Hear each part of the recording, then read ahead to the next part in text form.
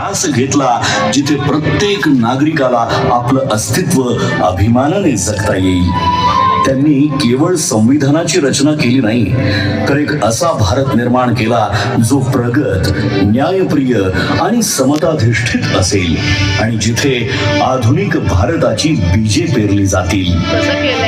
ज्या महामानवाने देशाच्या उज्ज्वल भविष्याची भक्कम पायाभरणी केली त्या डॉक्टर बाबासाहेब आंबेडकर यांचं बालपण मात्र अत्यंत कठीण, वेदनांनी आणि अपमानाने भरलेलं होतं. अस्पृश्यतेच्या काळोख्या सावटाखाली त्यांना शाळेत वेगळं बसवलं जाईल. पाण्याच्या एका थेंबासाठी त्यांना वंचित ठेवलं जाईल.